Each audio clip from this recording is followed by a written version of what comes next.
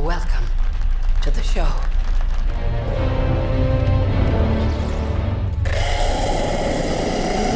A man is running through a dark forest in Ireland. He seems frightened despite constantly encountering signs with the words "point of no return" and various numbers, indicating either directions or distances to something.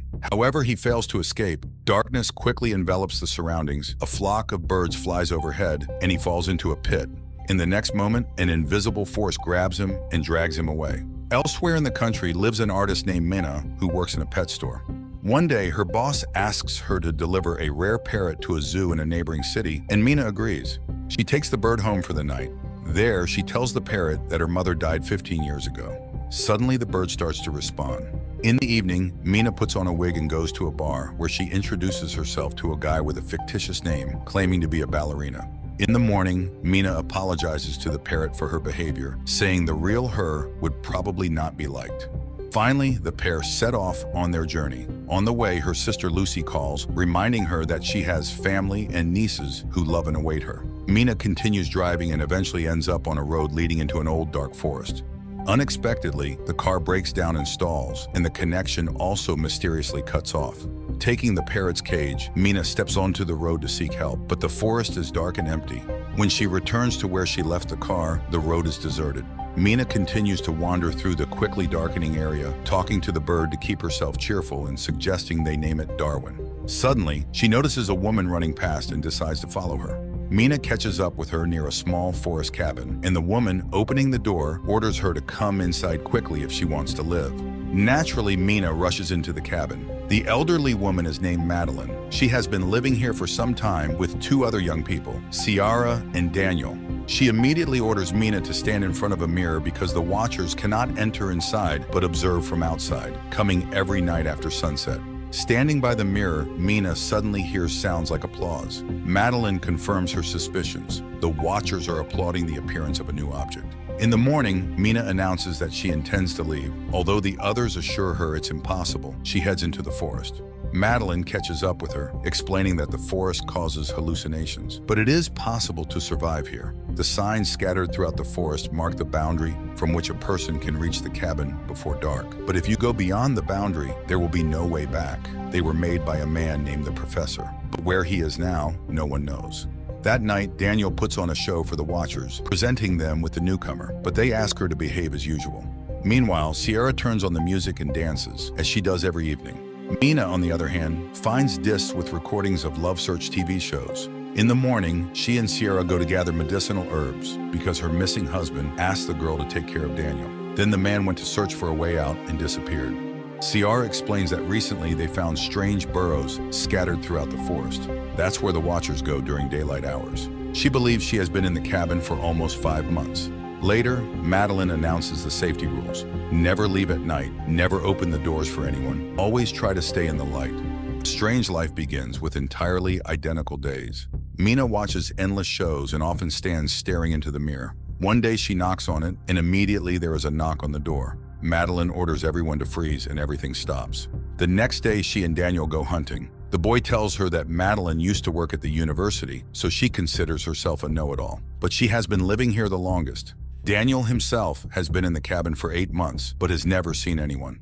After listening to the boy, Minna convinces Daniel to help her explore a burrow. Using a rope, Minna descends, explores it, and finds old items, newspapers, toys, pieces of electronics, and an old bicycle, which she ties to the rope and sends up. But then strange sounds, similar to those heard at night outside the cabin walls, echo from the darkness.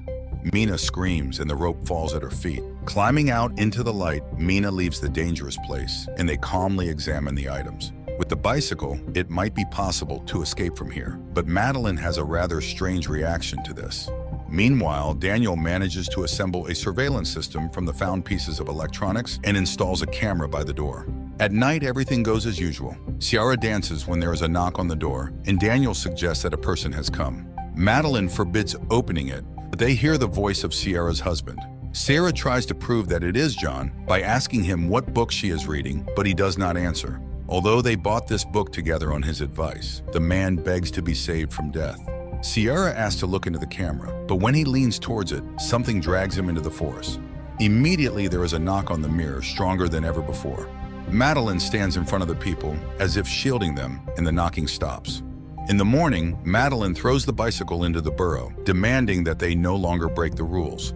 Later, Mina recalls her sister and mother, who invited the girls for a car ride. The weather was beautiful, and Mina opened the window. Her mother asked her to close it because the wind was bothering her, but Mina didn't listen, mimicking her mother, who got distracted from the road, and the tragedy happened, for which Mina still feels guilty. Winter soon arrived. The days grew shorter, the nights colder, and food became increasingly scarce. Quarrels began to flare up among the cabin's inhabitants. One day, Sierra left for the forest. Mina caught up with her, and she confessed that she felt John was real. She runs to the house from where Daniel's screams are heard, angry with Madeline and Mina, refusing to let them inside. The women hide under a tree and soon see lanky, spider-like monsters emerging from the forest, approaching the cabin window and making terrible, shrill noises. The watchers stare at Daniel and Sierra while Mina and Madeline wait for them to leave so they can return to the cabin. When they do, the women rush to the door and beg to be let in. Daniel refuses, and then Mina tells him about her guilt towards her mother. She asks him to understand that he will suffer all his life, realizing that he is responsible for the death of people. The doors open. The four of them immediately stand in front of the mirror, hoping to convince the watchers that they are in place. Madeline admits that she tried to protect them from certain things. She used to teach history and mythology, and unlike them, came here voluntarily. Only here did she realize how dangerous this place was. Once she hunted alone and saw herself at sunset. Not an exact copy, but very similar. The Watchers are an ancient species with many names: changelings, winged ones, fairies.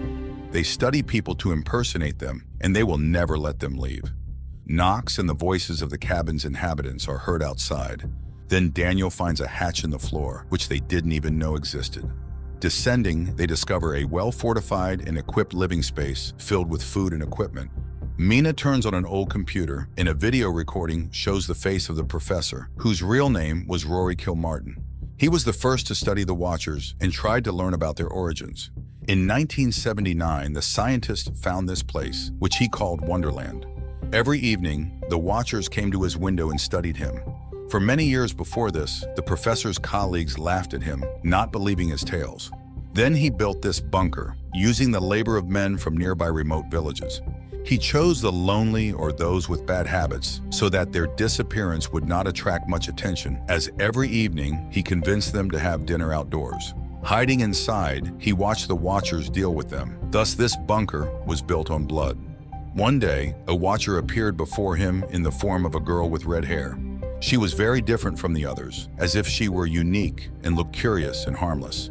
That's when he realized that if he unlocked the secrets of the fairies, he might even conquer death.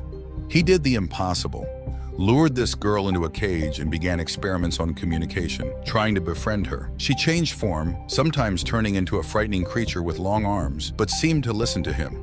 Gradually, she became close and understandable to him. But now the professor realized he had achieved nothing significant and was ready to end his life. He hid a boat by the river, and this is the only way out. Just follow the birds. He asked the survivor to go to his university office and destroy all the documents found there. And now he will go to her and stay here forever. In the last recording, they see Kilmartin climbing up. Gunshots are heard, and then all is quiet. Realizing that this is their last night in the forest, Sierra turns on the music and invites Daniel to dance, but he seems upset about leaving. He says his family is dysfunctional and he has nowhere to return to. Then the girl offers to let him stay with her for a while until they find him a good occupation and place to live, as they have become good friends. In the morning, the group sets out to escape, guided by the signs and Mina's parrot, whom she asked to lead them. Soon they reach a massive stone disc in the ground, covering the entrance to a huge tunnel. Madeline explains that this is where the last representatives of the ancient fairy race were locked up, who were once very friendly with humans. After many centuries, they managed to surface, but now the friendship has turned into hatred. They stay here because they are held by magic, so they need to run far away. They walk all day, dusk falls, but there is no river or boat in sight. It starts raining and they fall into despair when they see huge flocks of birds flying in one direction. They run after them and reach the river. The women rush to the boat when Daniel hears screams behind him and sees John. He returns for him, rejoicing that the man survived, but it turns out to be a changeling. The women scream, begging Daniel to run, but he doesn't hear and dies at the hands of the Watcher, who then takes on his form while Madeline, Mina, and Ciara sail down the river. The women wake up in the boat and see that they have returned to civilization. They stop a bus and ride to the city, listening to music and only now realizing that it's over. Later, Mina goes to the university where Kilmartin worked, posing as his niece to enter his office and fulfill his last request. There, she finds more documents, photos, and a recording in which he discusses the fairies and the fact that there are still half-blood children in the world. Mina finds a stack of photos and, looking at them, seems very surprised. In the evening, Mina goes to Ciara's house, showing a photo of Madeline from the professor's belongings, explaining that it is his wife who died several years ago. So the Madeline they lived with in the cabin was a special fairy capable of moving during the day. It was she whom Kilmartin caught. He couldn't kill her, and she took on Madeline's form to return to civilization.